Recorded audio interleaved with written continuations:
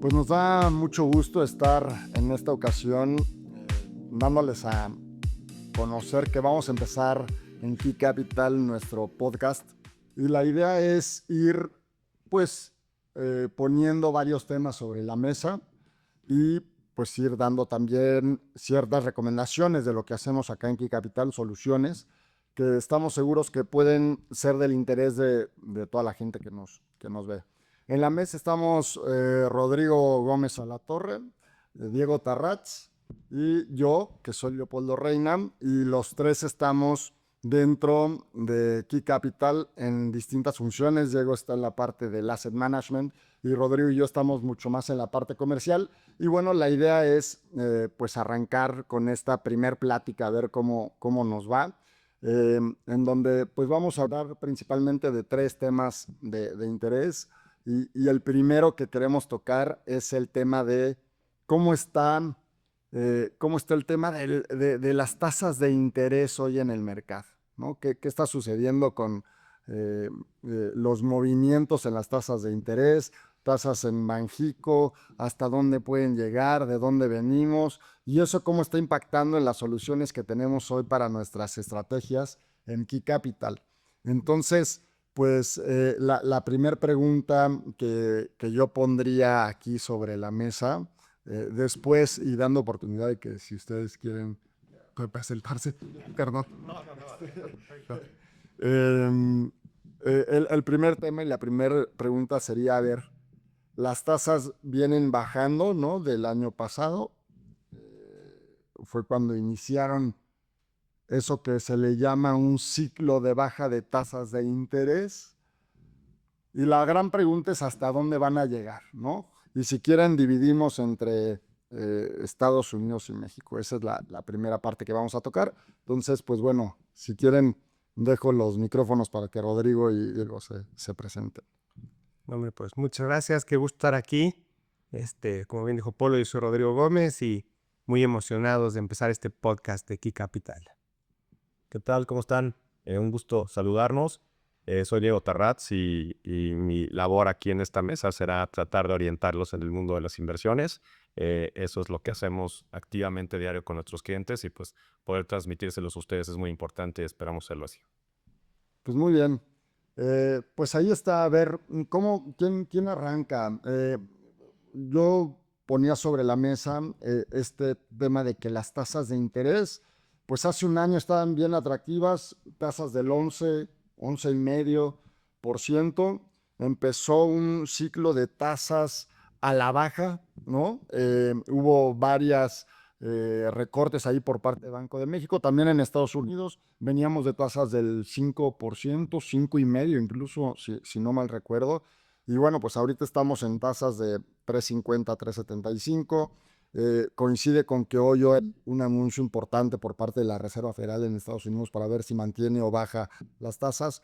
Ahí ya nos comentarán o vamos viendo qué es lo que el mercado está esperando. Pero bueno, ¿qué espera la gente? ¿A dónde vamos a llegar? ¿Vamos a llegar a niveles en México 5, 4?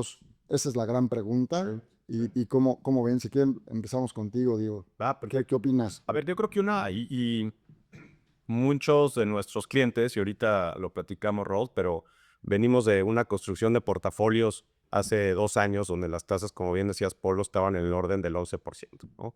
Máximos de 11,5, 11,25. Era un momento idóneo para tomar tasas de interés, sobre todo porque la inflación pues, venía muy rápidamente a la baja y eso quiere decir que tienes una tasa real o una tasa sobre la inflación, digamos, muy atractiva, ¿no? México fue de los países con una tasa real más atractiva.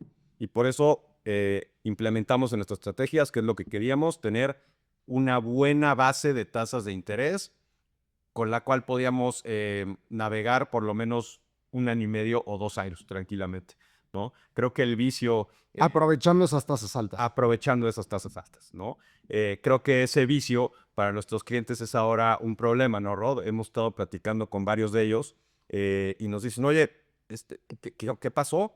¿No? Ya no estamos dando los 11 que estábamos dando, ¿no? Y pues lo que pasó es que claramente el Banco de México el año pasado decidió iniciar un recorte un ciclo de recortes a la tasa de interés bastante agresivo, cerrando 2025 en un nivel de 7%, ¿no? Entonces, es importante entender que la referencia del mercado y los rendimientos que hoy están en el mercado son muy distintos a los que estaban hace 2 años, ¿no? Ese 7% significa, si suponemos una inflación en México de 3,5%, que la tasa real, o sea, la que ganamos arriba de la inflación, es de 3,5% cuando veníamos de 6,5%, ¿no? Entonces es una dinámica completamente diferente. En México, lo que esperamos realmente, y nada más para entrar al tema puntual, es esperamos 2 recortes más a la tasa de interés para dejarla en 2026 en 6,5%. Me parece que es una tasa que empieza a acercarse a la neutralidad, ¿no? Que México podría estar por ahí, a pesar de que pues, nuestra inflación sí ha venido bajando por temas como bajo crecimiento, como baja inversión, como es baja creación de empleo, etcétera, etcétera. Tal vez no por las variables más positivas, sino por variables económicas negativas, es lo que la inflación ha venido bajando, y es donde principalmente ha puesto su foco Banco de México, ¿no? En decir, oye, pues si la inflación sigue cediendo y sigue cediendo, nosotros seguimos teniendo espacio, ¿no? Ha habido ya algunas críticas, inclusive, que esto es interesante, críticas globales, ¿no? De distintos participantes del mercado, analistas, periodistas, etcétera, cuestionándose la independencia de Banco de México, ¿no? Porque hemos visto recientemente presiones inflacionarias. Eso es básico, ¿no? O sea, si eso no podemos regresar a como era antes, en donde el gobierno controlaba todas las variables, ¿no? Así es, hemos tenido un Banco de México súper autónomo en la historia de nuestra institución. Hoy, por lo menos hay algunos participantes y, por ejemplo, evaluadores de Moody's y gente relacionada a calificadoras que empieza a tener esa duda de decir, oye, ¿el Banco Central está haciendo lo adecuado o no? ¿No? Estamos viendo presiones inflacionarias, estamos viendo temas de tarifas. ¿Por qué con los ojos cerrados están bajando la tasa de interés, ¿no? Que así ha parecido, ¿no? A excepción de uno de los subgobernadores de Banco de México, que ha estado en contra de los últimos recortes, que ha sido disidente de los últimos recortes a la tasa de interés. Realmente vemos una junta de gobierno que está orientada a tratar de impulsar sobre todo el crecimiento, que no es el mandato principal del Banco de México. Sí, de hecho, yo lo que tengo entendido es que el mandato de Banco de México es único y es controlar la inflación, ¿no? Ahí, por ejemplo, el de la Fed es doble, ver crecimiento y ver inflación, pero en México hay un solo mandato, Así es. controlar la inflación, y cada vez hay más revisiones de que, pues, no está tan controlada como debe de ser, ¿no? Esta tasa objetivo de 3% siempre se anda revisando, pero siempre se mantiene en 3%. Entonces ahí yo creo que es algo interesante, ¿eh? Porque de ahí vienen las críticas de la independencia de Banco de México, ¿no? Deberían de seguir bajando las tasas al ritmo que lo están bajando. Hay gente que no está tan segura y Banco de México la está bajando sin chistar, ¿no? Un solo subgobernador disidente. Y eso, pues, ¿cómo se transforma en cosas de inversiones? Pues que resulta que la tasa real cada vez es menos atractiva, ¿no? Porque la inflación no está bajando mucho más, se está manteniendo ahí Así es. y tu tasa de referencia sí sigue bajando. Entonces, tu tasa real, que es lo que realmente ganas al invertir en algún instrumento de deuda, la idea cuando inviertes en estos instrumentos es tener, pues, más dinero para que te alcance para más de lo que te alcanza hoy. Si no superas la inflación, te alcanza para lo mismo, ¿no? Esa es la tasa real. Si tienes menos, entonces peor, ¿no? Y tendrás que buscar otro tipo de instrumentos seguramente. Dime una cosa, ¿cuál debería de ser así esta diferencia, déjame llamarlo en un mundo ideal, que haya entre la inflación y las tasas que hay de referencia en Banco de México? ¿Cuál debería de ser esa? Yo creo que un histórico muy cercano es alrededor de entre 2,5% y 3% de tasa real. De tasa real? Así es.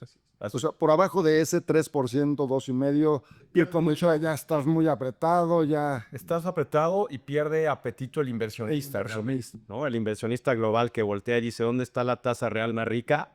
Ahí quiero invertir, que es como funciona el mundo, y ahorita a lo mejor platicamos un poquito de eso, pero el inversionista global va al mercado o al país donde puede pedir prestado más barato, ¿no? Eso históricamente ha sido Japón hace muchos años. Pide dinero en Japón y lo invierte en México, ¿no? por poner un ejemplo, pide dinero en Japón a 1% en yenes y compra esos en pesos en México al 7%, ¿no? Es un gran negocio. Muy atractivo. Es un gran negocio. Conforme hemos visto que Japón empieza ya a subir sus tasas de interés, ese carry que se denomina el trade del carry global, La diferencia, la diferencia de tasas, ¿no? Empieza a ser menos atractivo para muchos países del mundo. o sea, en todo el mundo se está haciendo más cercana la tasa de interés que domina en cada país y la inflación. Entonces hay tasas más competitivas quizá, ¿no? Así es. Ya. Un poco lo que creo que hicimos mucho los últimos años era ver tasas reales de 6% que estaban 4% arriba de lo típico, ¿no? O 400 puntos arriba. Y pues la idea era muy fácil, ¿no? Si tienes una tasa real con tan poco riesgo, pues llenar tus carteras de esos instrumentos. Pero ahora que estamos en donde pues típicamente se está y se piensa que la inflación no va a ceder mucho más, pero la tasa va a bajar más y entonces se va a hacer menos atractivo el premio, parece que sí ya no es el instrumento donde hay que estar, ¿no, Diego? Así es. Yo creo que empieza a haber claramente una transformación, ¿no? Una rotación de nuestras estrategias a tratar de maximizar el rendimiento de nuestros clientes. Eso va a venir a lo mejor con un poco más de volatilidad, ¿no? Es la naturaleza donde conseguimos más rendimiento hoy, implica más volatilidad, no necesariamente más riesgo, sino más volatilidad. Y sí, o sea, pensar en esos niveles, creo que van a pasar muchos años y espero que pasen muchos años que volvamos a ver niveles tan altos porque son muy restrictivos para la economía, esa es la realidad. O sea, restrictivo quiere decir que no permiten que la economía del país crezca porque todo el mundo prefiere, si lo entiendo bien, meter su lana en un CETE, por ejemplo, que es lo más común, ¿no? Que tiene una tasa altísima a gastarse su dinero. O hasta invertir en su negocio. O Hasta invertir en su negocio. Y oye, pues, el negocio me da 7, 8%, pues mejor me voy al SET. O pelo con una empresa que tiene un balance de deuda, ¿no? ¿Cuándo prefiere endeudarse la empresa? ¿Cuando las tasas están al 7 o cuando las tasas están al 11? Entonces, marca el ritmo del crecimiento realmente la tasa de interés. Y es por eso que tocamos el tema del mandato dual, ¿no? Pero realmente sí, es un mundo donde vemos menores tasas de interés. En México, como les comentaba, por lo menos pues pareciera que 6,5% pudiera ser una tasa terminal equilibrio más o menos para México por las presiones inflacionarias, porque no hemos logrado el objetivo del 3%. Parece que con las tarifas, que realmente nuestra inflación más debería estar más cercana al 4%, ¿no? Y eso te deja con una tasa real, lo platicamos, de 2,5%. De 2,5%. Más o menos. Ahora, aquí el tema es, pues antes, como ya lo habías mencionado, Rodrigo, pues era muy fácil decir, oye, pues la tasa está al 11, pues no hay nada que hacer, pues métete al 7, vas a ganar el 11 y está rico y todo el mundo gana, ¿no? Ahora con las tasas que van a llegar a ese nivel de donde vas a tener una tasa real del 2,5, pues ya se vuelve complicado hacer estrategias que te vayan pagando bien. Y aquí era un poco lo que decías, ¿no? Los clientes ya están diciendo, oye, pues ¿cómo regresamos a ganar ese 11% que me estabas dando hace un año o año y medio? Que ya no lo estoy ganando hoy, ¿no? Y aquí es en donde se vuelve, ahora sí, pues el manejo mucho más, se necesita un manejo mucho más profesional de las inversiones de los clientes, porque ya tienes que estar buscando otros elementos que te den un rendimiento mayor, ¿no? ¿Cómo lo ves? ¿Qué te ha pasado con los clientes justamente buscando eso? Y además, hay algo importante, ¿no? Es tasa real, ¿no? Ese 2% que le estás pegando menos impuestos. Justamente, ¿No? este año, un 0.90 de retención, ¿no? Más tu constancia anual y sobre tu tasa agravable, Vas a acabar con un 1.10 más o menos. más o menos, ¿no? Entonces se vuelve muchísimo menos lo que gana realmente en dinero para ti. Nada más explicamos, hay que explicar un poquito más, porque yo creo que eso es muy importante para la gente y qué bueno que salió, ¿no? El cómo está construido ese impuesto, o sea, porque la gente paga un impuesto sobre la inversión en deuda. Sobre la inversión en deuda. Y aparte el ISR. Sí, o sea, al final de cuentas, el impuesto en términos generales es, si tú pagas impuestos sobre tu ISR de 30 a 35, sobre eso es tu tasa que vas a pagar en tus inversiones. Si tú tienes una tasa real del 2%, ¿no? De ahí le tienes que sacar ese porcentaje y pagarlo. lo que hace el gobierno es que te retiene previamente el punto ¿9? Este año punto 9, el año pasado punto 5, ¿no? Entonces de adelante te dicen este punto 9 te lo voy a real. Y tú cuando haces tu declaración anual vas a tener que pagar el resto, ¿no? Esto es solo como un pequeño adelanto que se va cobrando el gobierno porque está seguro que eso seguro lo va a cobrar por la tasa real. Entonces, sí se vuelve bien interesante lo que pagas de impuestos. A muchos de nuestros clientes les pasaba que como la tasa real era tan rica y estaban invertidos en instrumentos de deuda en directo, llegaba y tenían que pagar una parte muy, muy fuerte en su constancia anual, ¿no? Eso sigue, ¿no? Sigue ese impuesto igualito calculado de una manera muy similar, solo que te retienen un poco más antes. Ya y medio estás cerrado, ahí me ven más, entonces el efecto al final del año va a ser un poquito menor. Menos. El gran reto del año pasado explicarle a los clientes era decir, oye, pues que el 11 no era 11, ¿no? Porque era 11 menos 0.5 que te retuvo el gobierno, porque es la miscelánea, vas en 10 y medio. Y luego, oh sorpresa, llegaban a final del año y el gobierno decía, oye, pues tu tasa real fue alrededor de 6%. Estoy haciendo números rápidos. Seis servilleteros. Se hace 6% por ISR de 30, es 1.8. Ya me pagaste 0.5, me debes 1.3, ¿no? Y entonces ahí es donde estaba el impacto de la gente de decir, ay, híjole, mi 11%, pues no era 11, ¿no? Acabó siendo algo más parecido al 9. Entonces ahora, pues como dice Rodrigo, subió la tasa de retención, 0.9, baja la tasa real, ese 0.9, a lo mejor vas a acabar pagando 1.2 o algo así en el total del año. Va a ser un impacto menor en el final del año, pero es un impacto grande sobre una tasa real más chica. Sí, y ganaste mucho menos, ¿no? O sea, al final de cuentas, en pesos y centavos vas a ver menos de lo que veías hace 1 o 2 años. Ahora, lo interesante aquí, ¿no? Y un poco abonando a lo que decíamos al principio, pues hay una solución para eso. Y nosotros aquí en Key Capital tenemos una estrategia que justo se llama 100% pesos, ¿no? Para que el cliente la pueda identificar muy fácil. Y es una estrategia en donde tiene ciertos beneficios, ¿no? Ciertas ventajas.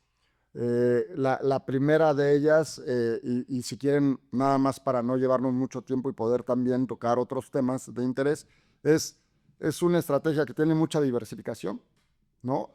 Principalmente en bonos gubernamentales y corporativos, con liquidez inmediata, es decir, tú puedes vender tus instrumentos si tienes en 24 horas tu dinero disponible. Eso es una ventaja importantísima para los clientes. Y aparte que es, o sea, fiscalmente tiene una ventaja. ¿Quién se avienta la explicación de la parte fiscal de la estrategia? Que creo que también es algo muy positivo. Sí. A ver, pues esta estrategia la lanzamos el año pasado un poco anticipándonos y pensando qué iba a pasar, ¿no? Veníamos otra vez, como decía, pues de ganar sobre todo en las tasas, de una tasa fija, ¿no? Una apreciación muy grande en el año, la cual pues se va a ver minimizada y entonces decíamos, qué producto es interesante para los clientes que piensan en el SETI, que piensan en estar 100% pesos, que no les importa el riesgo cambiario y que su objetivo es estar arriba del SETI, ¿no? Como muchos de clientes que tenemos y muchos clientes en este país. Entonces, lo que le hicimos es realmente lanzar una estrategia, como decía Polo, a través de vehículos, de fondos que están listados, de UCITS que están listados en la bolsa, en el SIC, en México, ¿no? Esos son bonos corporativos, nada en México, realmente son tasas americanas, son bonos emergentes, bonos corporativos de diferente calidad crediticia, una combinación y una ultra diversificación para tener una cartera muy estable, de baja volatilidad, que esté por encima del CETE de saque, ¿no? El año pasado esta cartera estuvo bastante por encima del CETE promedio del año. ¿Cuánto pagó el año pasado? El año pasado, rendimientos brutos, 12% pagó esta cartera, ¿no? El CETE promedio debe estar en el orden del 7,5, perdón, sí, como 8,5. 8,5. Sí, 8,5. Más o menos. Entonces, bueno, pues claramente traemos una diferenciación buscando ese rendimiento adicional. Creemos que para este año es una estrategia ideal para este tipo de clientes. Y en la parte fiscal, a diferencia de otro, estos son instrumentos listados en la bolsa, lo cual te hace sujeto a ganancias de capital, ¿no? Esas ganancias de capital son el 10% que se haya ganado una vez que se hayan vendido las acciones que tenemos en cada una de estas estrategias. Entonces, clientes que quieren ahorrar a largo plazo con cero riesgo pensando en el CETE, pueden estar inclusive, como nunca venden la estrategia, más bien van difiriendo este pago de la tasa de interés y puedes ir componiendo un mejor retorno. Al final del camino, cuando termines la estrategia, vas a pagar un 10% de las utilidades, ¿no? Entonces resulta una estrategia más eficiente en la parte fiscal, que es muy interesante, y con una opcionalidad de retorno también pues, mucho más atractiva que lo que vemos hoy en día en el CETI. Es mucho más atractivo pagar un 10% sobre las utilidades que un 30-35% de la tasa real, ¿no? Se vuelve mucho menos dinero que tienes que andar dando al fisco, ¿no? Es muy, muy, muy interesante. Y además algo que me parece muy padre de esta estrategia es que muchísimos de nuestros clientes, su perfil es un perfil conservador, es gente que ha hecho patrimonio en su negocio, ahí es donde toma el riesgo, ahí es donde conoce y donde realmente pone todas las canicas, y va haciendo un patrimonio y dice, oye, yo lo que quiero es que me lo blindes, que crezca, ¿no? Que le ganes al CETE, que le ganes a la inflación, y se vuelven objetivos muy bien a veces pensados para estos clientes que han armado un patrimonio interesante y pues el riesgo lo toman en su propio negocio. Entonces, esta estrategia me parece que cubre con las expectativas de prácticamente todos los clientes conservadores o que no tienen un apetito a riesgo bursátil, ¿no? Así es. Y a ver, nada más para hacer como un breve resumen, pues te da la estrategia seguridad, que es lo que buscan los clientes, ¿no? Estabilidad, Así es. es otro factor importante. Tiene como objetivo estar por arriba de CETE, entonces ahí hay otro aliciente, ¿no? La idea es que te puedan pagar por arriba de CETES. Y el tema fiscal, ¿no? Son como el resumen de los puntos, la diversificación y la liquidez, son los puntos más importantes. Entonces, bueno, pues ahí estaremos compartiendo información para que la gente conozca esta estrategia y pueda invertir en ella. Al final vamos a decir cómo nos puede contactar y qué es lo que se tendría que hacer para poder tener acceso a esta estrategia, ¿no? Y nada más rápido para no dejarlo, ya llevamos un ratito aquí en este tema de las tasas de interés, que es muy importante, pero nada más como para no dejarlo pasar. En Estados Unidos, las tasas de interés reales pues son muy diferentes a las de México y sin entrar en mucho detalle, aquí habíamos dicho que la tasa real era como del 2,5 en una situación, digamos, estable. Así es. En Estados Unidos, ¿cuál sería? 1%. 1%. Entonces, las tasas allá actualmente están entre 3,50 y 3,75. Es el rango, sí. Es el rango y todavía hay margen para que bajen un poco más. Sí, ¿No? sí.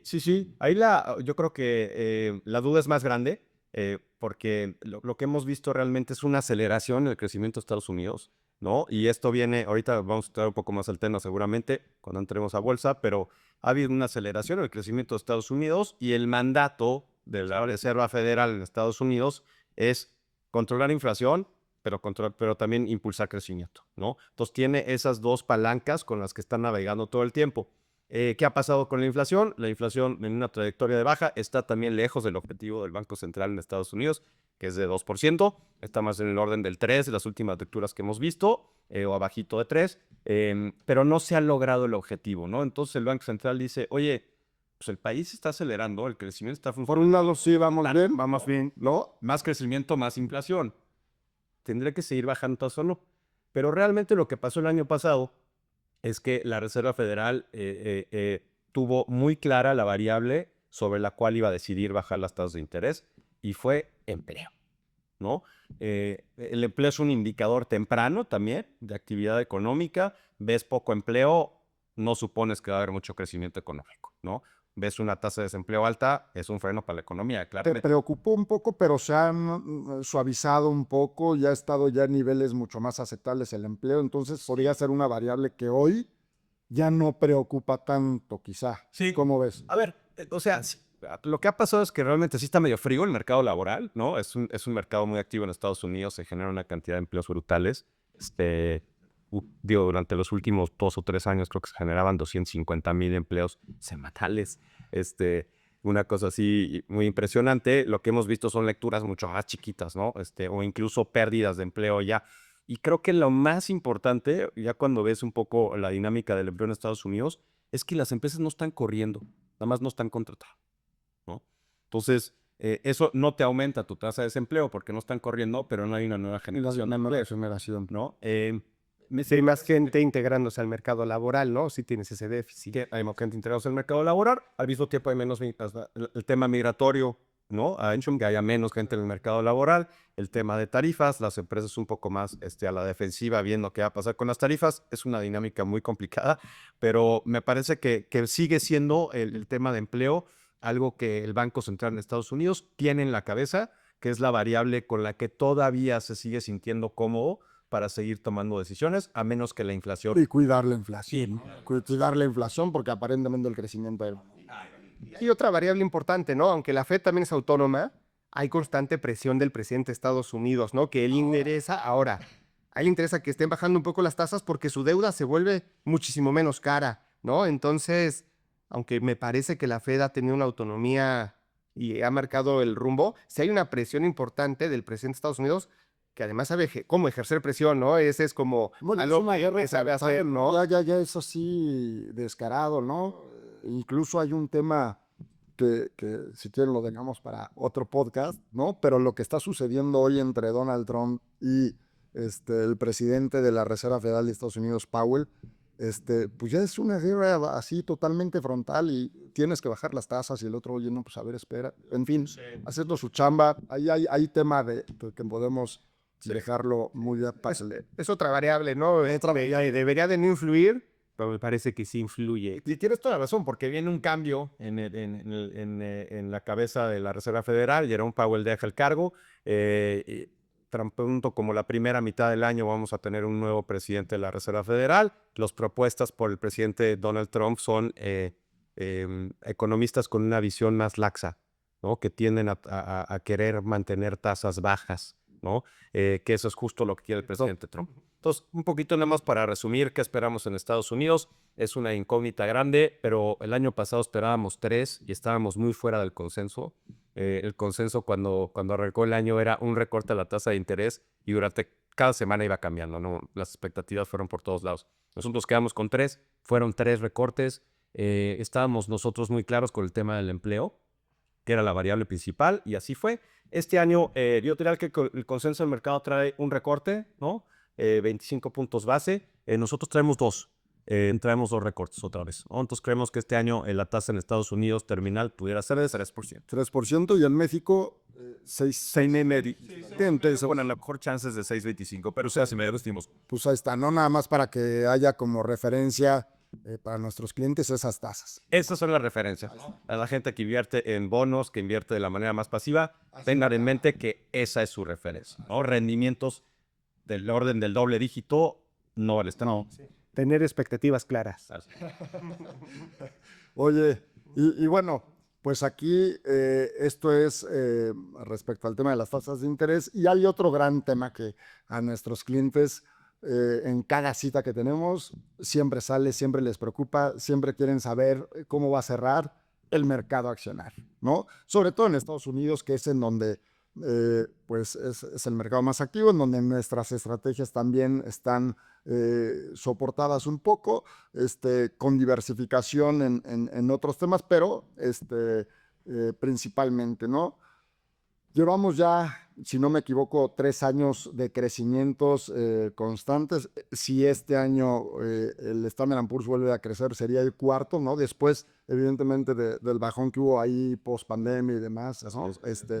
Pero bueno, pues sería el cuarto año consecutivo que estaría creciendo la bolsa de Estados Unidos. Evidentemente, pues dentro de la bolsa hay sectores y ahí hay mucho de qué hablar en el tema de los semiconductores, que ahora está de moda y todo el mundo sabe de acciones de semiconductores, ¿no? Nvidia creo que es la más famosa, pero ahí, tú, Rodrigo, ¿cómo ves el feeling de los clientes, de lo que hemos platicado? ¿Cómo sientes tú el mercado? ¿Qué ves? ¿Cómo lo sientes? O sea, me parece que el mercado ha pagado muy, muy bien los últimos 3 años y el cliente que tiene algo de experiencia dice, oye, no puede pagar bien todos los años. En algún momento va a tener que tener un ajuste, en algún momento va a tener que tener un respiro y hay cierta incertidumbre. Oye, ¿sí conviene estar adentro todavía o ya no? ¿no? Y ese como miedo de quedarse afuera también existe. Oye, pues igual viene se puede ajustar el mercado, pero no se ha ajustado, ¿no? Y quedarte fuera también es un riesgo, ¿no? De tomar decisión, entrar o salir es tomar el riesgo.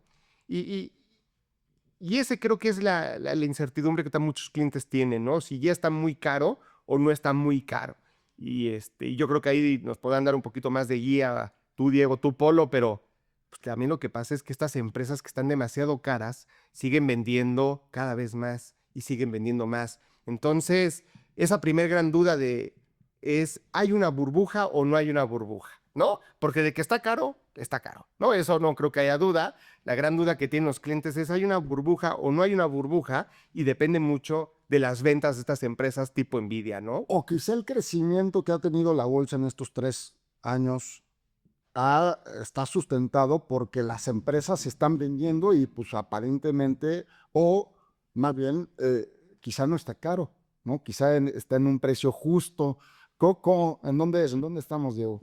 A ver, yo creo que para entrar a esta plática, primero, nunca ha habido burbujas en la historia del mercado que exploten porque el mercado está caro, ¿no? Siempre hay una variable extra que es la que luego ya en el retrovisor dices, ay, pues claro, estaba el mercado caro, ¿no? Por eso hubo una corrección tan grande. Pero siempre hay un evento que causa que estas burbujas dejen de existir, ¿no? Y la gente históricamente en el mercado se refiere a burbujas cuando ve de manera sostenida valuaciones muy lejos de la media, ¿no?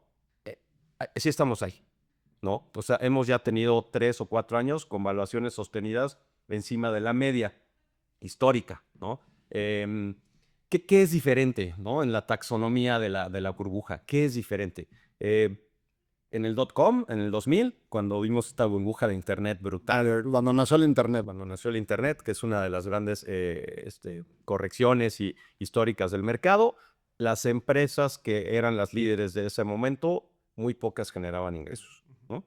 Bueno, no ingresos, utilidades, perdón, ¿no? Sí, ingresos, había muchos que... Había muchas dudas. Sí, ¿no? Obviamente. Había pisos, Ya había unas que ni ingreso. exacto, había muchas empresas fantasma, etcétera, etcétera, ¿no? Entonces, hoy cuando volteas y dices, ¿quién está guiando? ¿Por qué está caro el mercado? Pues está caro por 6 o 7 u 8 compañías, ¿no?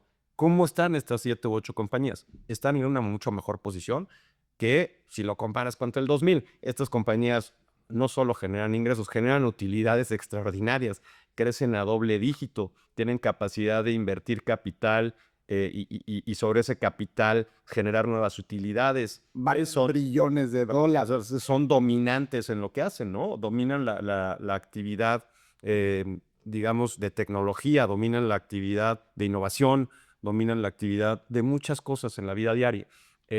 ¿Vale la pena pagar esos múltiplos o esas cotizaciones a las que están estas acciones el día de hoy? Yo les diría, en el tiempo y en la historia, nunca se quedan tan caras tampoco, ¿no? Siempre estos múltiplos, ¿no? A la manera en la que tú valúas una empresa, que puede ser por mil formas, pero el más sencillo es precio entre utilidades, ¿no? Es la referencia del mercado. Está en una zona sin duda alta, ¿no? Y nunca en la historia tampoco ves que se permanezca, ¿no? Entonces, más bien tienes reversiones a la media, siempre en un ciclo de Pequeños ajustes, pequeños ajustes, pero no, esto no quiere decir que vaya a haber. No.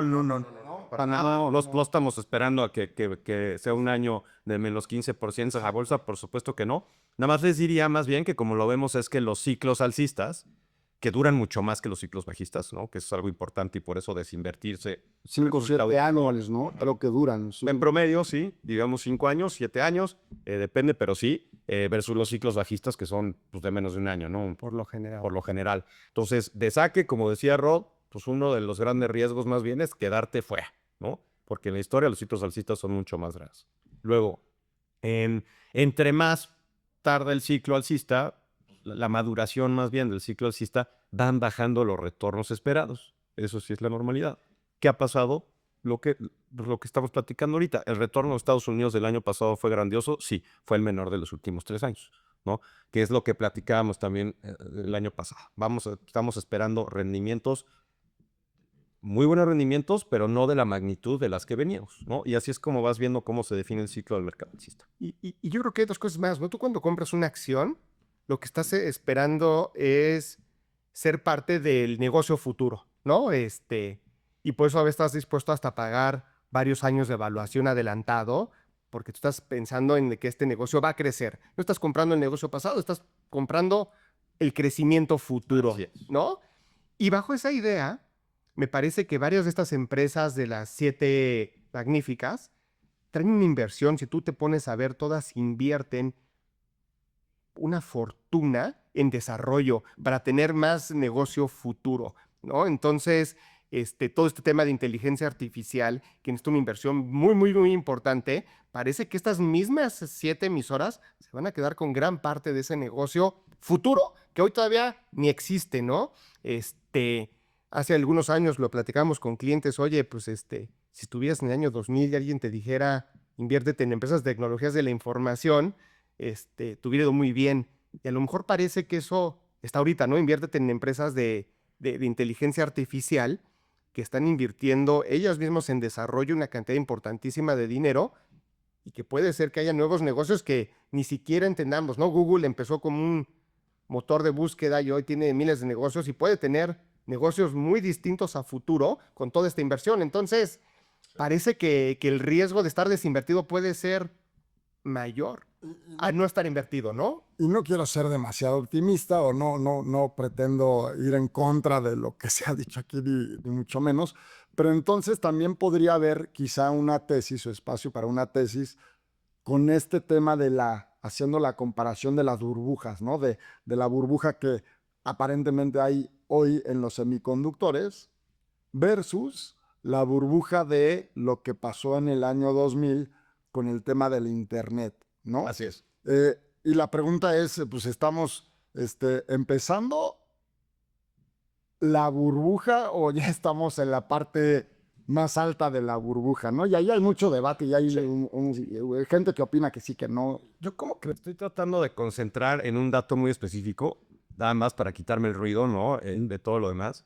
Y también cuando, pues, volteando a ver la historia de qué ha pasado es, a ver, lo que hoy está sucediendo con las inversiones de las empresas que cierro en Estados Unidos es único.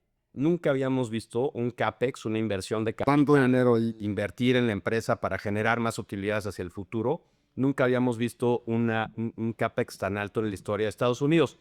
Tienen que ver con inteligencia artificial, sin duda. Pero yo creo que el gran foco amarillo del mercado hoy es, oye, se está instalando mucha capacidad, ¿no? Que eso es el dinero de la inversión, el capital. ¿En qué se va? Se va en construir capacidad para que los agentes que hacen AI puedan tener la capacidad para desarrollar, ¿no? Si no hay capacidad, eso es excelente. eso es excelente. Si no hay capacidad, no hay desarrollo, ¿no? Entonces, ¿quién construye la capacidad? Pues la construye Google, la construye Amazon, la construye Microsoft, con los data centers, con las nubes, para que el que está programando pueda tener esa capacidad.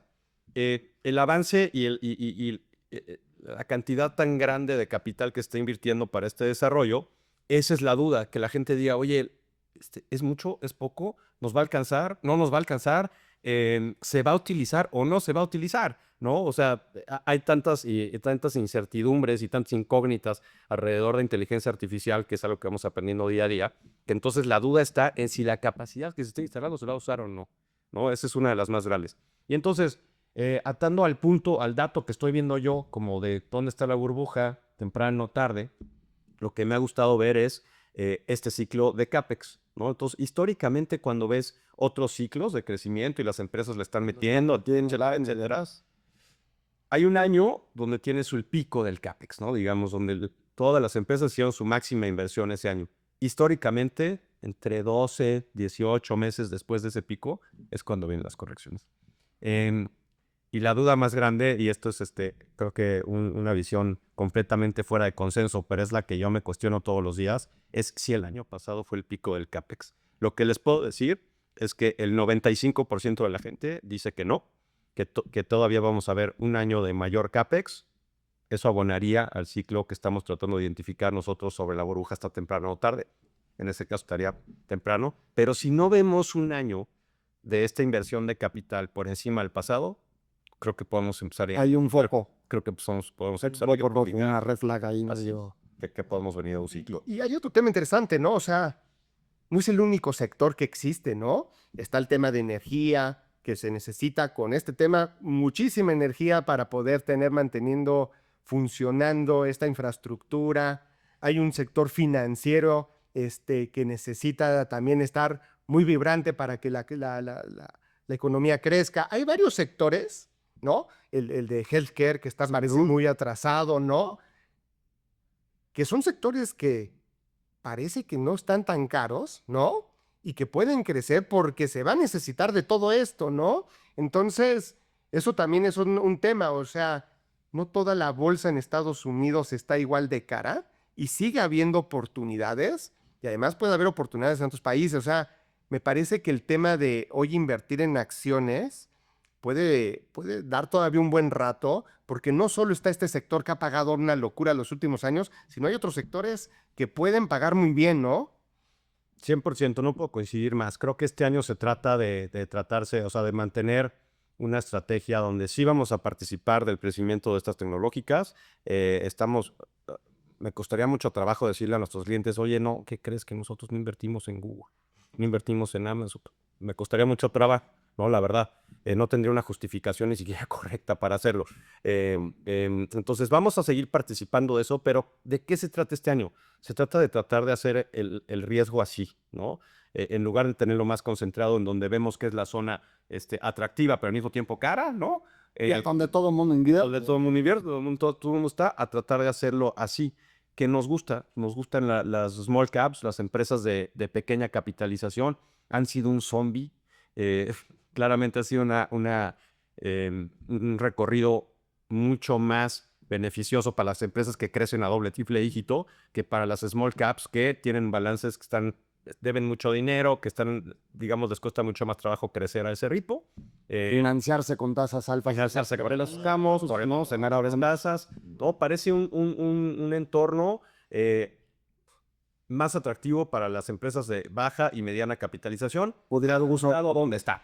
una oportunidad ahí en ese sector. Ajustado a dónde están, sobre todo, digamos, versus dónde está el S&P y dónde está el Un non-STEM. ¿no? Las de sí. Luego, en financieras nos gusta bastante. Yo creo que empezamos a identificar un poco esta tendencia el último trimestre del año pasado y tiene que ver con la aceleración del crecimiento en Estados Unidos, ¿no? Hay muchas dinámicas cuando platicas con la gente sobre financieras que te dicen, no, es que cuando las tasas están altas es cuando el spread es más grande para los bancos, ¿no? Pueden prestar con un mejor spread, etcétera, etcétera. Sí, pero yo, desde mi punto de vista, creo que el ciclo más beneficioso de las financieras es cuando pueden prestar más, ¿no? Cuando pueden abrir su libro de crédito. Y eso pasa cuando hay expansión económica, ¿no? Estamos un poquito en un par de trimestres que pareciera eso. Hay visibilidad de que pudieras continuar por lo menos la primera mitad del año más. Entonces, financiera se debe de beneficiar de eso. El sector salud, que es históricamente un sector que siempre le ha estado caro. Nada más abonando a lo que acabas de decir, se reunió ayer, me parece, la presidenta aquí con todos los banqueros en México, y justo lo que les pedía la presidenta era, oigan, presten más dinero. Entonces, pues al menos acá en México, lo que estás diciendo hace todo sentido, ¿no? Las financieras acá en México se pueden beneficiar y bueno, en Estados Unidos es el motor principal de crecimiento de la economía, los préstamos, ¿no? Nada más para abonar un poquito ahí a lo que mencionabas, ¿no? Sector salud, un sector que también históricamente es un sector muy defensivo, tiene barreras de entrada muy altas, tiene innovación también en desarrollo de nuevas medicinas, tratamientos, etcétera. Es un sector que sufrió mucho el año pasado. De hecho, creo que un poquito desde el COVID se reconfiguró todo el sector. A raíz del COVID, los gobiernos se dieron cuenta que no pueden tener tanta independencia de los laboratorios, ¿no? Que tienen que tener una mano más ahí para proteger a los ciudadanos, para que no haya excesos en los precios, para que los tratamientos sean para todos. Y hemos visto una participación más activa de todos los gobiernos en el sector salud que ha hecho eso, que los inversionistas digan, uy, no, ya se metió el gobierno, no queremos estar aquí, van a restringir precios, van a restringir demanda. Y eso es lo que ha afectado un poco a la industria. Al nivel en el que está, otra vez a los múltiplos en los que cotizan las acciones, se nos hace muy interesante, sobre todo viendo la historia y la innovación, ¿no? Es una manera muy interesante de exponerse a innovación tecnológica. Con nuevos tratamientos, con robots que operan desde otro lado del mundo, sobre todo con la velocidad con la que pueden avanzar las nuevas pruebas, ¿no? Entonces nos gusta también mucho para este turno. Sí. Y a ver, digo, un sector, Polo, ¿qué piensan de este sector? Pero cuando el crédito es barato, el sector inmobiliario crece mucho, ¿no? Se puede construir mucho más porque tienes una palanca mucho más barata. ¿Cómo ven ese sector, el inmobiliario, real estate? Pues aparte viene también de años de no crecimiento o crecimiento muy, muy mermado, ¿no? Muy golpeado, justamente porque el financiamiento salía demasiado caro para poder construir y demás. Y quizá con este nuevo ciclo de las tasas, pues ya más pegadas a los objetivos que están buscando los bancos centrales, pues suena que puede ser un sector que pague bien, ¿no? Sí, la dinámica, vamos a poner el mercado más perfecto de real estate, que es Estados Unidos, donde realmente hay, donde puedes descubrir el precio de las cosas de manera muy transparente. Y entonces lo que ha pasado en Estados Unidos, fíjate, otra vez regresando a las tasas y cómo afectan las tasas. La tasa de la hipoteca promedio en Estados Unidos está en el orden del 6,5%, ¿no? Eso contra México se ve muy bien, pero en Estados Unidos se ve mal, ¿no? Es muy alto. Entonces, la gente que en Estados Unidos ves mucho reciclaje de casas, ¿no? La gente compra su casa, la vende, se cambia de estado, hay mucha movilidad, entonces hay mucha actividad. La gente que tiene su casa hoy dice, no suelto mi hipoteca. Yo tengo mi hipoteca del 3,5. No la suelto. Estaría loco el irme a comprar una casa con una hipoteca del 6,5. No la suelto. Entonces ha hecho que la actividad dentro del sector construcción, vivienda, precios se contraiga. Esto atiende 100% a las tasas de interés. Por eso mucha de la preocupación del gobierno en Estados Unidos con un sector tan clave en la economía como es vivienda, es decir, no podemos seguir con estas tasas, ¿no? Entonces, a menor tasa, mayor actividad y por ende vemos potencial en real estate. Ahora, nosotros hemos participado del real estate en Estados Unidos en nuestras carteras. Pensamos continuar en ese sector, ¿no, Diego? Sin duda. Creo que es más, yo te diría que más bien nos adelantamos y nos pasó lo mismo que en energías limpias, ¿no? Estuvimos desde antes de que, nunca le pegamos al mínimo ni vendemos al máximo, pero realmente nos anticipamos a esta tendencia. El año pasado, sobre todo las recortes de tasas de interés tardó un poquito más, ¿no? Y eso hizo que estos sectores estuvieran sufriendo mucho. Pero ya cuando empezó la actividad del recorte de las tasas de interés y la expectativa, o sea, energías limpias voló, real estate mejoró mucho la condición, esperamos que este año sea uno de los mejores sectores, así es. Entonces, sin duda sí estamos positivos y en energías limpias atendiendo a la necesidad de falta de energía para que haya inteligencia artificial. Sin duda, el único proveedor de esa energía van a ser energías limpias. Oye, Diego, y un poco, ahorita que dijiste esta parte, me gustaría a lo mejor no platicar algo un poquito distinto, pero tardaron un poco en bajar las tasas a Estados Unidos. La gente pensaba que iba a bajar antes. Y tenemos instrumentos como los de real estate, ¿no? Y que se vieron un poco afectados, ¿no? Tardaron en jalar. Pero hubo una buena correlación en las carteras porque de repente teníamos tasa flotante que justamente se vio beneficiado porque las tasas no bajaban tan rápido, ¿no? Creo que es algo bien importante, que una cartera no es nada más un sector, una empresa, es tener la correlación por si las variables macroeconómicas no se mueven como se tiene previsto, tener con qué tener un buen rendimiento con una volatilidad controlada, ¿no? Y eso es algo muy, muy padre que hemos hecho en nuestras carteras. Yo creo que es lo que Nos diferencia, es claro. O sea, nosotros pensamos, este es el punto fin, baja volatilidad, descorrelacionar las carteras y en saber que posiblemente nos vamos a equivocar. Y si nos equivocamos, ¿qué va a ayudar en la otra parte del portafolio, no? Y si no nos equivocamos, excelente. Pero sí, en ese momento nuestra cartera, ¿cómo lo va a compensar? Y eso es lo que nos distingue y eso es como construimos las estrategias. Sí, al final yo digo, porque ya nos metimos más de lo permitido en este tema, pero pues hay mucho de qué hablar. Nada más decir que, a ver, es un año en donde esperamos, para resumir, ¿no? Y concretar y que la gente sepa. Es un año en donde esperamos crecimientos en las bolsas, Sí. en distintos sectores más que otros, como los que acabamos de mencionar.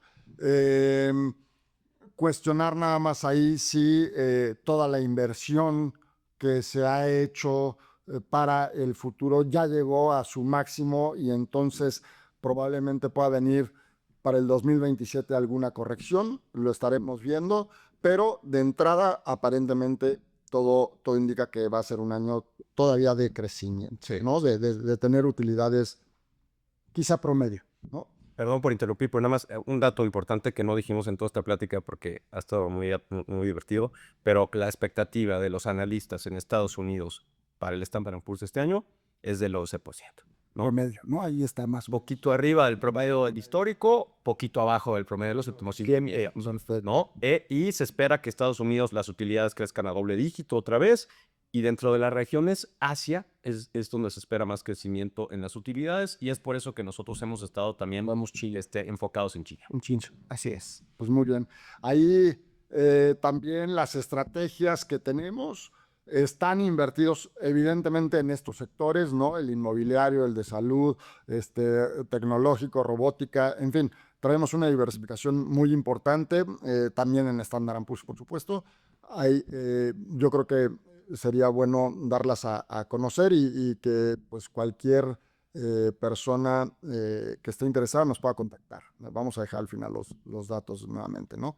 Y bueno, pues ya yo creo que nos quedan alrededor de 10 minutos, pero no podemos dejar de hablar de cómo está el entorno económico, qué es lo que vemos ahí como, híjole, va a estar difícil o no, ¿no? Y el tema es la renegociación del Tratado de Libre Comercio, me parece que primero, ¿no? El tipo de cambio puede ser Atado, va de la mano. va como de la mano exactamente, pero bueno, ya viene la renegociación, ha habido ahí ya incluso golpes bajos por parte de Estados Unidos desde meses atrás, de presiones, amenazas en donde no vamos a negociar, o sí, pero con aranceles, en fin, hay un chorro de cosas, ¿no?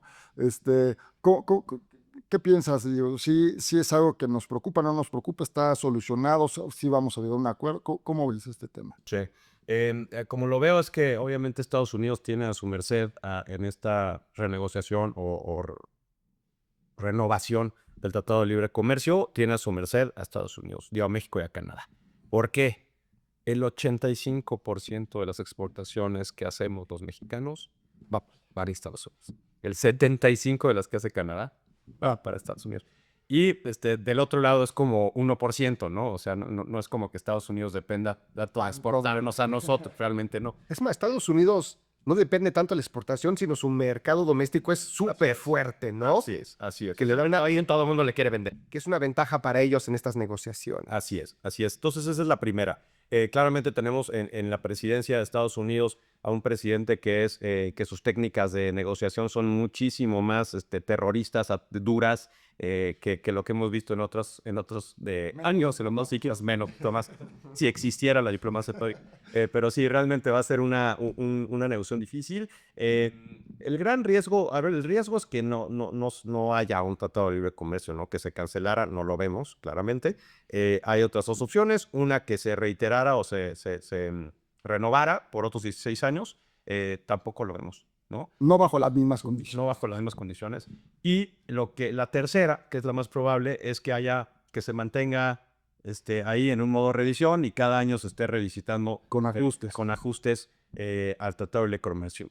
¿Es la mejor? Claro que no. Me parece que incluso México estaría en la posición de tratar de dejar algo en la mesa con tal de blindar esto por 16 años. Largo plazo, ¿no? De tener esa certidumbre por 16 años más de un gran tratado de libre comercio, de un gran bloque económico, pero parece que la mesa no está ahí. Incluso mucho de lo que se pide en estas negociaciones es que sea tripartita la negociación. Vamos a sentarnos los tres porque entonces siempre hay un policía bueno, uno malo, uno ayuda a otro y es claro que desde la última revisión el gobierno de Estados Unidos dijo que por supuesto que no, que son unilaterales, Estados Unidos con Canadá, Estados Unidos con México, y si quieren Canadá y México también júntense, ¿no?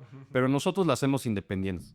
Eso debilita el poder de negociación de ambos países y Estados Unidos lo sabe. Entonces, ¿cuál es lo crítico de esto? Lo crítico es que no te da la certidumbre que te daba tener un tratado por más de 2 décadas, ¿no? Que cada año pueda haber presiones, que le imprime volatilidad al proceso de revisión anual, que cada vez que haya, que Estados Unidos quiera presionar con un tema, ya sea fentanilo, o sea, tratar de bloquear que seamos la puerta trasera de China, como le dicen ellos, etcétera, etcétera, pues te traten de apretar y si no, viene el próximo año la revisión del Tratado de Libre Comercio. Entonces, va a haber volatilidad, eso sí se los puedo asegurar, como se debiera de ver reflejada por donde está hoy en nuestra moneda, ¿no? Por el nivel en el que estamos, para tratar de atar las dos pláticas. Y todo el mundo nos dice, ¿cómo puede ser que el tipo de cambio esté aquí? No hay crecimiento, no hay empleos, no hay inversión, ¿cómo puede ser? ¿No? Pues la realidad es que la dinámica ha sido mucho más de tener una tasa real muy atractiva, que las condiciones de negociación con el resto de los países fueron tan agresivas que pareciera que tanto México como Canadá van a tener las mejores. Dentro de un barrio malo, vamos a ser los de la mejor casa, ¿no? Lo cual es atractivo, y eso ha hecho que estos flujos hayan beneficiado a nuestra moneda. No es un reflejo de la realidad de nuestro país. Eso es lo que quiero que todo el mundo tenga claridad. Las variables económicas de México no han sido positivas, de hecho se han ido deteriorando, ¿no? sí se han ido deteriorando, ¿no? Y no está reflejado en el tipo de cambio, ¿no? De acuerdo. Con algo más de temas como el TEMEC, con algo más de estrés político, creemos que nuestra moneda hacia la segunda mitad del año, porque así lo veíamos viendo, o sea, la primera mitad del año el dólar se seguirá debilitando, no a la magnitud del año pasado, pero sí, ¿no? Y ahí está, compañía, que lo estamos viendo ya, dónde está nuestra moneda, en qué nivel, pero hacia la segunda mitad del año vemos un escenario distinto y con más volatilidad. Esto al final lo que impacta muchísimo también es que pues, las empresas, al no tener un tratado de largo plazo, no hay esa certidumbre de poder venir, instalarse por mucho tiempo y hacer inversiones fuertes, ¿no? Y eso es uno de los motores dentro de un par más quizá, de los grandes y de los importantes que ha hecho que México hubiera crecido pues de mejor forma en el pasado y que ahora estamos como que sin crecer, ¿no? Sí, la inversión como porcentaje del PIB, que esa es la métrica clave, ¿no? De todos los países, pues el país que invierte mucho le va muy bien y crece más, ¿no? Eso es evidente. Tú tienes una tiendita de abarrotes y si no, digamos que la tienes ya llena, pues si no amplias 2 metros cuadrados, 3 metros cuadrados, 4 metros cuadrados para que quepa más gente, más producto, siempre vas a ganar lo mismo, ¿no? No hay más. Entonces, esa inversión es muy relevante. La desgracia un poco para México es que esa inversión al cierre de 2025 ha sido la más baja, ¿no? Entre la inversión privada y la inversión pública como porcentaje del PIB, alrededor del 18%, 18,5%, ha sido la más baja, me parece que desde 2001, ¿no? Entonces, pues eso sí es relevante, porque si un país no invierte es difícil pensar que va a crecer. También hay temas fundamentales, ¿no? Además de que no está llegando la inversión por esta incertidumbre, es pues falta de certeza jurídica, ¿no? Que cada vez se ve un poco más difícil la certeza jurídica en México y la seguridad, ¿no? Yo creo que también hay cosas que hacen que eso va a pasar. Y a ver, y eso me parece que en el largo plazo, Y las remesas también, ¿no? Pero justo en el tema del tipo de cambio, me parece que en el largo plazo tendrá que ponerse todo en su justa proporción, ¿no? Y hay muchas variables para eso, o sea, empezamos con la inflación, ¿no? La inflación típicamente en México es mucho mayor que la inflación en Estados Unidos. Entonces te vuelves más caro en referencia contra Estados Unidos, en tus exportaciones, para que llegue el turismo, para todo este tipo de cosas. Y el tipo de cambio es un hedge natural para poder seguir exportando, ¿no? Entonces tendrá ahí que venir una devaluación. Entonces, me parece que en el corto plazo entre pues el presidente de Estados Unidos, que es muy mediático, genera mucha incertidumbre y ayuda a que su moneda se debilite contra el resto de los países, ¿no? Pero en el largo plazo me parece que tendrá que ser la misma dinámica que conocemos de el peso devaluarse típicamente contra el dólar. Y yo creo que ahí se vuelve hoy una gran oportunidad para construir carteras en dólares, ¿no? Oye, estamos comprando la cartera en el tipo de cambio más barato, no, pero seguramente sí lo estamos comprando más barato de lo que debería estar el día de hoy, ¿no? Y ahí se vuelve interesante, ¿no? Porque nadie sabe dónde es el punto más bajo ni el punto más alto, pero la construcción de carteras en dólares suena lógico porque la coyuntura ha apreciado mucho el peso, pero pues los temas fundamentales de largo plazo tenderán a que el peso se debilite contra el dólar. Y suena bien armar carteras en dólares hoy, ¿no? Sí, coincido. La verdad es que el punto de entrada es atractivo. Como bien dices, Ron, no sabemos si es el mínimo, ¿no? Nunca vamos a saber, pero realmente ya parece estar en la parte baja ¿no? Que eso ya te identifica como un punto de entrada atractivo. Entonces, no hay que pensar en el mínimo, sino hay que pensar en participar en la parte baja, pensando en que esto hacia adelante va a tener un efecto de depreciación. Entonces, sí, mira, los estimados, otra vez, quitamos nuestra plática aquí, pero digamos los estimados del mercado, de los grandes analistas, etcétera, ponen al tipo de cambio hacia finales de 2026 en un nivel de entre 18.5 y 18.80. Entonces, sí, la expectativa... Oye, el año pasado estaba igual, ¿eh? O sea, está al arriba. Pero la expectativa es hacia allá, sobre todo con menos tasa de interés, que te vuelves menos atractivo, con las presiones que vamos a tener y la volatilidad del tipo de cambio, aunque realmente nuestro déficit en México pues, sigue estando ahí y sigue aumentando porque siguen proyectando crecimiento del PIB más alto de lo que realmente es. Entonces, pues esa licuadora de variables Pues todas esas variables afectan a que Se proyecta una inflación menor a la que realmente es. los haría pensar que sí, hacia adelante, visto en 12 meses, ¿no? Que es como siempre, cada vez que tomamos decisiones, decimos, bueno, en los siguientes 12 meses, ¿dónde vamos a estar? En los siguientes 12 meses esperaríamos que el tipo de cambio esté en un nivel más alto de donde está el día de hoy. Oye, pues yo creo que, a ver, pues ya dicho esto de las tasas de interés, los mercados accionarios y este panorama económico de lo que nos preocupa o lo que más preocupa para Key Capital, que es la renegociación que viene y el tipo de cambio, pues lo vemos, actualmente está alrededor de 17.30, 17.40 por ahí, con esta expectativa que podría llegar prácticamente a los niveles de 18 medios altos, déjame llamarlo así, pues nuestras carteras están estructuradas en gran parte en dólares. Entonces, a mí me gustaría, Rodrigo, que le pudieras decir a la gente qué es lo que tiene que hacer muy puntualmente y en 2, 3 minutos ya para cerrar nuestra plática, qué es lo que tiene que hacer, ¿no? Para poder contactarnos y que pueda tener acceso a estas estrategias que van a ser, sin duda, que tengan un resultado mejor que ir sin una guía, una asesoría, ¿no? Sí, yo creo que sí, lo importante es realmente contactar al asesor, para poder saber bien, pues, horizontes, si la cartera va a estar en pesos, en dólares, dónde vas a radicar la cartera. Yo creo que sí es muy importante que alguien te diga el camino, ¿no? Tú a lo mejor tienes la parte, pues la idea en general, pero pues el camino no es tan fácil llegar y sobre todo controlar el estómago, ¿no? Muchas veces como inversionista cuando todo va muy bien, dices, oye, ya soy un gran inversionista, ¿no? Pero cuando las cosas se ponen complicadas es cuando tiene que entrar la claridad, la calma, el apoyo muchas veces mucho más cercano del asesor financiero.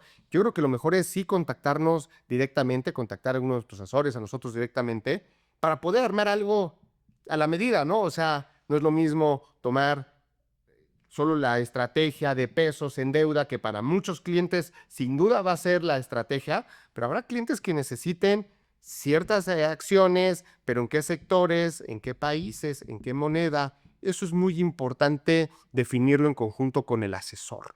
Así es. Y creo que la que me queda a mí también es que como mexicanos, y no es un tema de idiosincrático, de decir, no, que está bien feo el país, ¿por qué queremos pesos? Más bien piénsenlo desde dónde está su riesgo, ¿no? Su riesgo, como todos los que estamos en esta mesa, está altamente en México, ¿no? Ujú. Nuestra casa está en México, nuestros ingresos están en México, más activos de otro tipo en coche, como quieran verlo, pero estamos muy expuestos a los pesos, aquí vivimos. Entonces, cuando piensas en decir, oye, mi dinero lo ahorro en la misma moneda o debería yo de pensar en tener algo de diversificación, sin pensar en el objetivo de rendimiento, por un segundo, no estamos hablando de monedas. Eh, Piensen siempre que su riesgo está muy cercano a México, esa es la normalidad de cualquiera de nosotros. Entonces, diversificación significa pues, estar expuesto a algo que sea ese riesgo del que estamos sentados. Pues muy bien, muchas gracias. Al final de este podcast va a venir ahí el correo al cual nos pueden enviar sus comentarios, solicitud, cómo abrir una cuenta de inversión. Trabajamos con múltiples instituciones financieras aquí en México en donde podemos abrir cuentas de inversión. También nada más recordarles que tenemos en nuestras redes de Instagram la cuenta de Key Capital MX-bajo, la de LinkedIn, TikTok. Este podcast se va a transmitir en una nueva plataforma que va a ser YouTube. Entonces estamos trabajando para que la gente esté más informada, que tenga más elementos para tomar mejores decisiones y se los vamos a dejar todos al final de esta participación. Diego, muchas gracias. Rodrigo, muchas gracias. Gracias a ustedes por escucharnos, por seguirnos, por estar al pendiente de lo que hacemos en Key Capital.